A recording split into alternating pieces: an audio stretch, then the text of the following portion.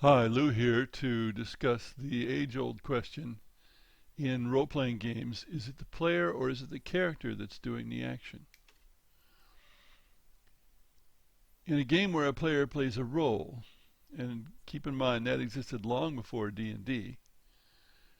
We didn't call them role-playing games then, but if you played a war game and you were the general, that was your role.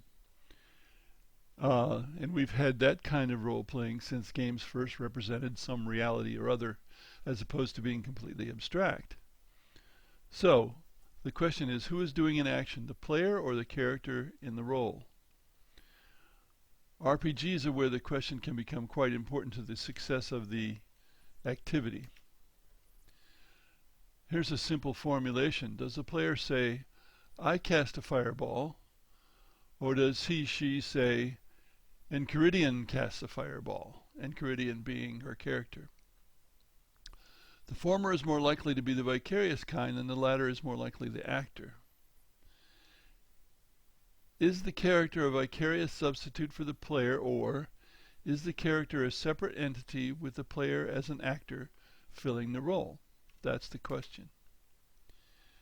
Vicarious means experienced in the imagination through the feelings or actions of another person. In this case, instead of another person, it's the player character. You put yourself in the place of the character and decide what you would do in that situation. This is how gamers did it before the advent of D&D, and since many of the people who played D&D early on were war gamers, they tended to do the same thing in D&D.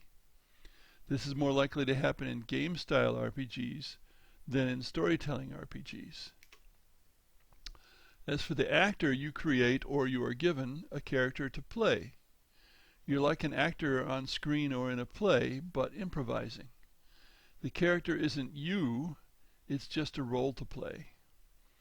You don't have a script, but you know what the character is like, and you may have embellished that in your mind, and you play the character that way. This is more likely to happen in storytelling RPGs. Now consider the possibility of a bad move. Someone playing vicariously is unlikely to make a bad move in game terms in order to conform to their character. They're going to do what is best in game terms. Someone playing a role may make a bad move because that's what the character would do.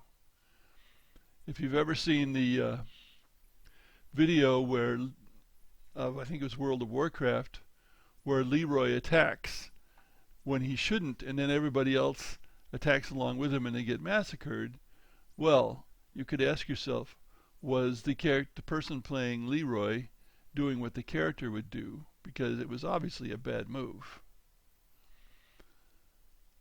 The vicarious player is much less likely to conform to the GM's story than the actor is, especially if the game master provided the characters that they are being used. Now what about video games, computer games?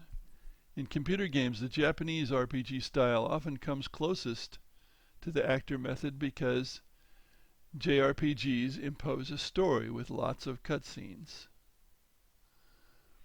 The non-Japanese style is more likely to be the vicarious kind, especially because they're often single player. And I say that because if it's single player, there's nobody around to see you playing the role as an actor.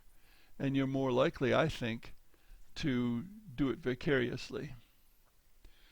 To an extent, the designer of an RPG can design in one way or the other, but this can always be changed by the GM. Of course, given that there are lots of campaigns in between game and storytelling machine, there's lots of variation. Thanks for listening.